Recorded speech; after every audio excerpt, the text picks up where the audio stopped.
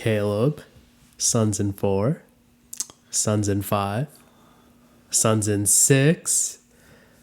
Suns in 7. No, Milwaukee in 6, boy. Yeah.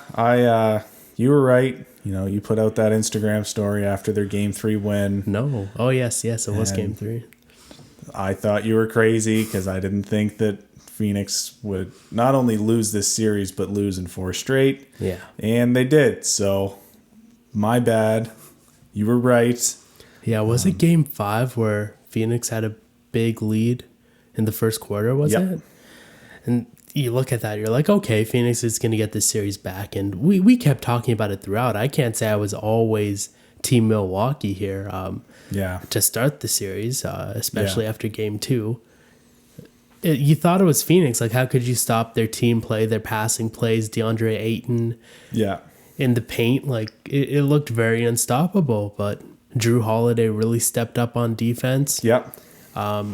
Chris Middleton, once he started playing consistently, it worked out. And like I said in our last video, is if Giannis can take it up to another level, which he did, they can win this, and they did.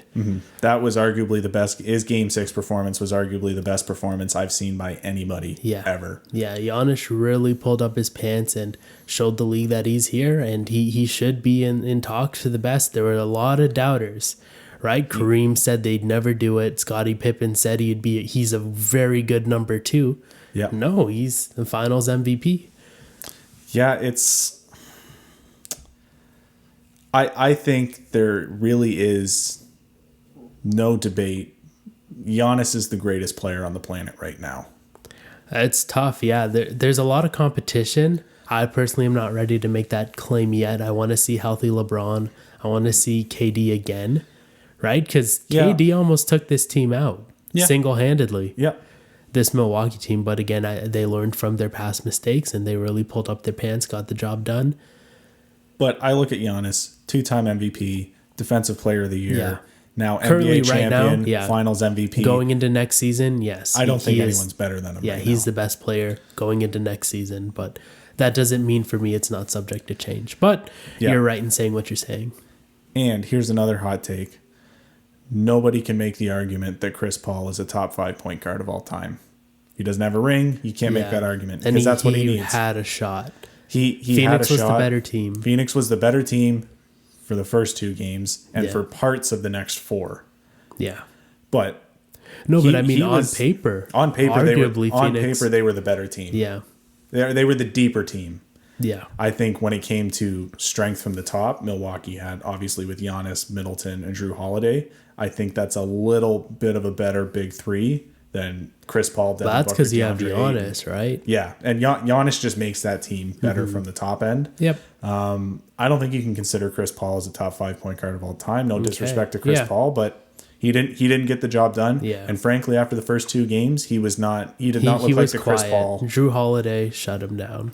Is the reality of it. Devin Booker wasn't making shots, and DeAndre Ayton is back to the underperforming first overall pick that we've seen really up until this season, but I guess this postseason he really stepped it up a notch after a good season. And it really goes to show the ebbs and flows of this, right? Because Phoenix had all the momentum. Games 1 and 2 going into this series, they had all the momentum. What Milwaukee did to turn things around, I don't know, right? Because it was fantastic. I think it was a mix of the defense got a lot more frustrating for Phoenix. I think it would have been on Chris Middleton and Giannis stepping up offensively. Phoenix seemed to get in their own heads too, as there were a lot of opportunities where they had open shots, but their identity is they're a pass-first team.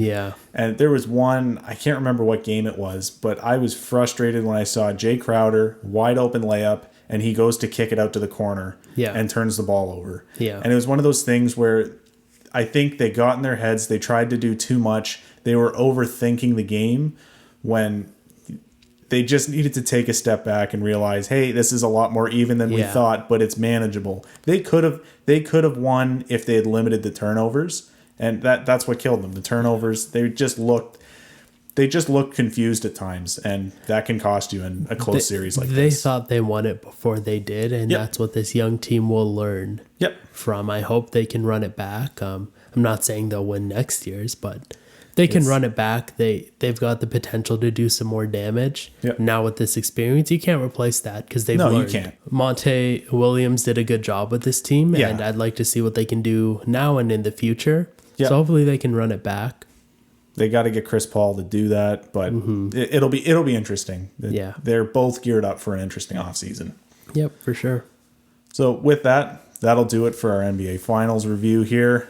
If you like the video, give it a like down below. Subscribe so you don't miss any of our other uploads. Comment down below what your thoughts on the NBA Finals were this year. And with that, we'll see you in the next video. Peace.